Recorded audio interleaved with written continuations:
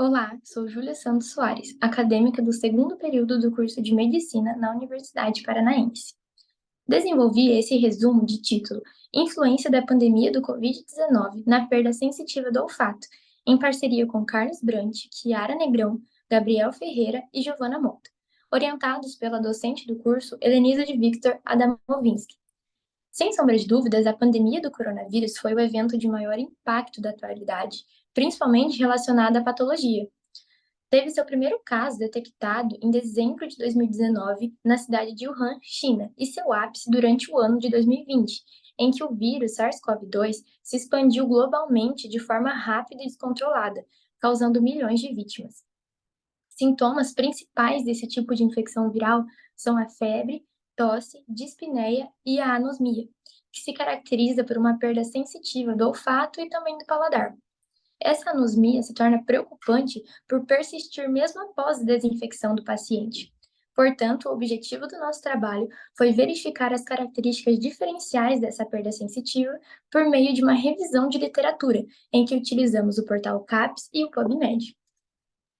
Esse tipo de perda quimiosensorial também é relacionado em outras doenças respiratórias e virais. Entretanto, há certa distinção, pois nessas outras doenças, essa perda está intimamente relacionada a uma obstrução nasal ou excesso de secreção. E no COVID, isso acontece de forma diferente, em que o paciente, mesmo após recuperado sem qualquer tipo de obstrução ou secreção, ainda continua com os sintomas de anosmia. Isso se agrava principalmente porque cerca de 36% dos pacientes acometidos desenvolveram algum tipo de complicação neurológica no sistema nervoso periférico, por conta de lesões secundárias nos neurônios olfatórios. A razão dessa permanência ainda é indeterminada na comunidade científica. Surgiram várias hipóteses e algumas delas são bem promissoras, como, por exemplo, de que os danos nos neurônios olfativos primários intranasais são irreversíveis. Também há a hipótese de que o dano foi diretamente no bulbo olfatório.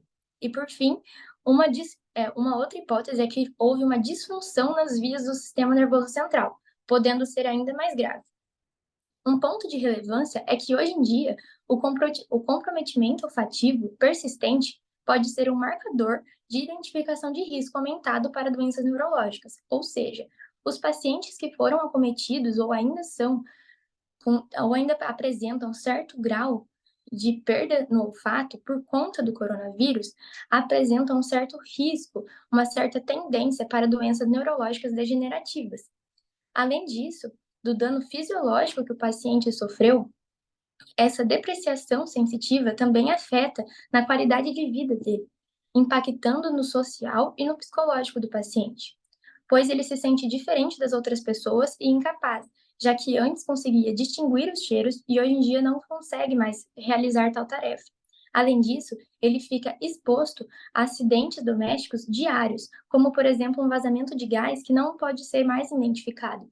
E isso causa certo grau de ansiedade e preocupação exagerada. Assim, concluímos que o coronavírus, por mais que hoje em dia controlado, ainda deixa sequelas na sociedade, afetando ainda a vida de muitos que foram acometidos. E mesmo com essas avançadas contribuições científicas e investimentos, certas respostas para a perda, como por exemplo para a perda do olfato, ainda necessitam de investigações mais aprofundadas e a longo prazo, para que se investigue mais como isso realmente vai afetar a vida dos pacientes. Obrigada, agradeço o espaço e a oportunidade de apresentar esse trabalho.